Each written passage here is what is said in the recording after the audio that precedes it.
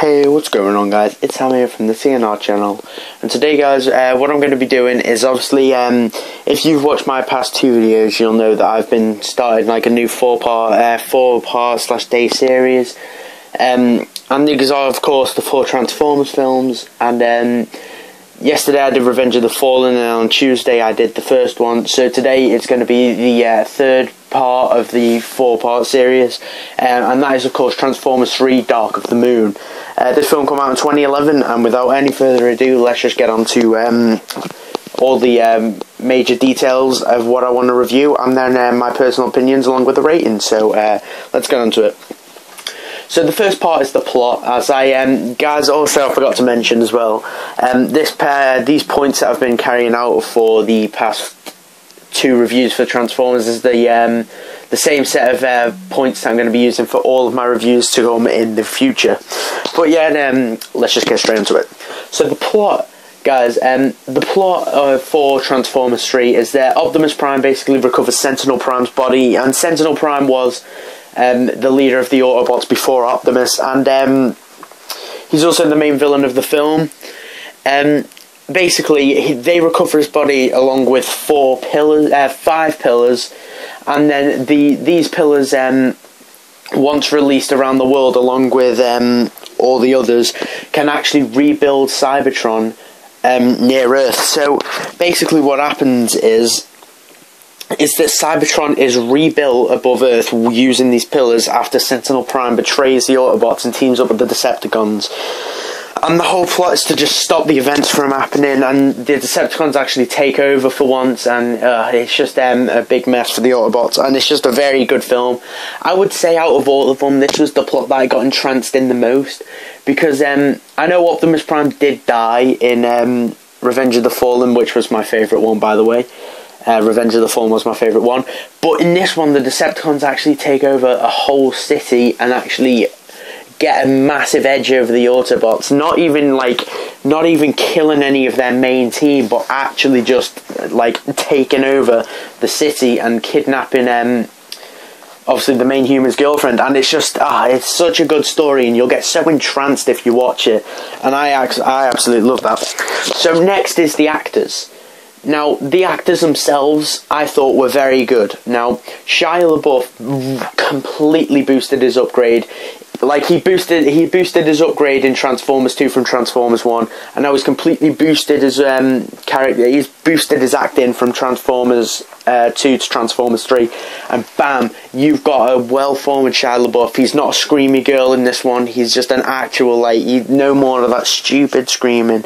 You've got a almost militarized version of Shia LaBeouf, and he's although Shia LaBeouf, like you said, you might think I'm stupid, but I think he's actually a really good actor. Myself, I do really think he's a really good actor, and I think that really showed it in this film. The other main character is the other main actor is actually not Megan Fox as Michaela this time.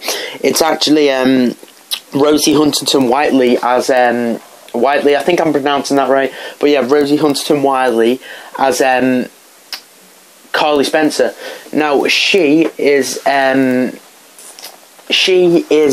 Sam's new girlfriend in this film, and I thought she was she was a lot better than Michaela, because Michaela's character was always really boring, and I just wasn't a big fan of her character. But I don't know what got my attention about Carly Spencer, but I just thought her character was a lot better, as she did actually have something to do with the plot this time. She was actually related to a main plot point, and I just thought that was really good. And so yeah, and now next you have the characters within themselves. Now, I've talked about their acting, but now it's about their characters. So the new characters that you obviously have Shia LaBeouf as Sam Witwicky, who, like I said, with his acting point, is great. I just thought he acted it out really well and really formed the Shia LaBeouf, the Sam Witwicky character. Sorry. You also have, like I said, the new girlfriend of Sam, so Rosie. She was very good. I thought she played her part very well. And you also have new characters in the film, such as Dylan, who was the main human villain of this film. I think that's the first human villain we've actually had in the films, is it? It might be, I don't know, correct me if I'm wrong, but I'm pretty sure that's the first human villain we've had. but yeah, he was like, I didn't like his character at all. I mean, he was a great villain, don't get me wrong. He was like the biggest bastard going. He was a bad villain. Like, he was really bad. But yeah, I wasn't a big fan of his character myself. I mean, he was very evil, but not a big fan of his character personally. But yeah, that was the new main character we have. We also have familiar faces again, like Simmons. But yeah, you also have, I can't remember what her name is, but you have the leader of the, like, I think it's like the military or something, but she's a very, like, well-structured form character. But yeah, I think she was very good as well. The next obviously is the villain. Now, Sentinel Prime, I thought, was an amazing villain, personally. I absolutely love Sentinel Prime's character. I thought to see an actual another Prime that had, like, the same helmet sort of look as Optimus Prime was amazing. And to see them both together really contrasted well, and the characters, like, when he actually betrayed the Autobots, like, we have obviously, like, an unseen history between the two, so it must have been really heart-wrenching within the Autobot team. But yeah, I think he was a really good villain. He was evil, he betrayed the Autobots just for his home. But yeah, I really thought his character was very good, and I really thought that he worked for the film. Like, the other two main villains, like I said, Revenge of the Fallen wasn't brilliant. Like, the Fallen in the second film wasn't brilliant. Megatron, the first film, was good, but not a touch on Sentinel Prime. Out of the original trilogy, out of the original three films, I would say he was the best one. He's the best. He's been the best villain so far.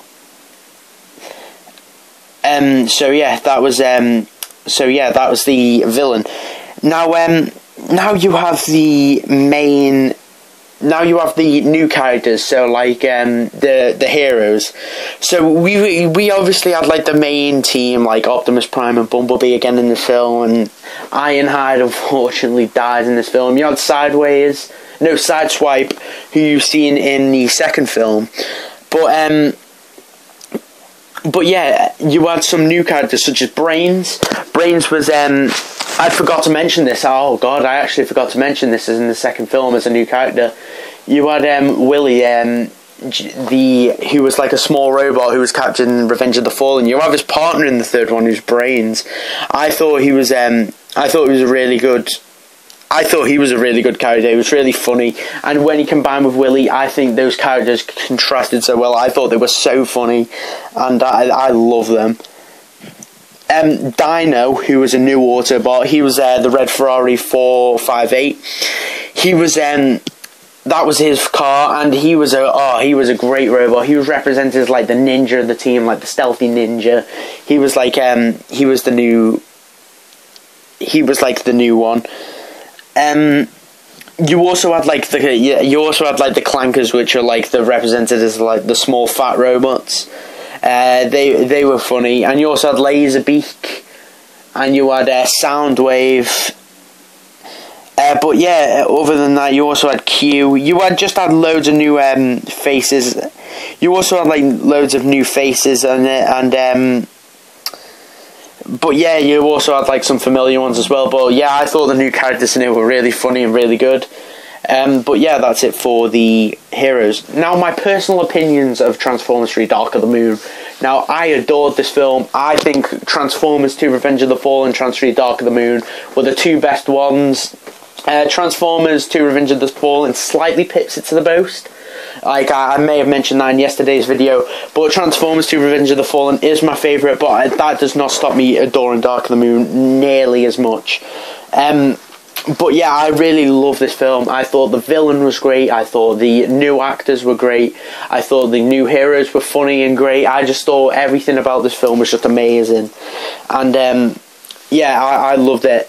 If I was to rate it out of 10, I would give it a 8, because I really enjoyed the film immensely much.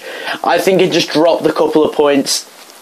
I think it just dropped a couple of points because some of it was a bit like, there were parts in the film where like they lost my attention because it was just more like, it was more Sam Witwicky at times, like just boring Sam Witwicky than it was Autobots, but that didn't happen very often. That's why I'm not dropping it so many points.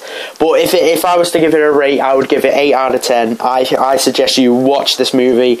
I suggest it's very well watched, and I think all of the Transformers films I've watched so far are well worth watching. And so yeah, guys, that was my review for Transformers 3 Dark of the Moon. If you enjoyed, why not like and subscribe if you're new around here. Yeah, that was my review for Transformers 3 Dark of the Moon. I hope you come back tomorrow for the Transformers 4 Age of Extinction review. And yeah, thank you for watching. I will see you in our next video. Goodbye, guys.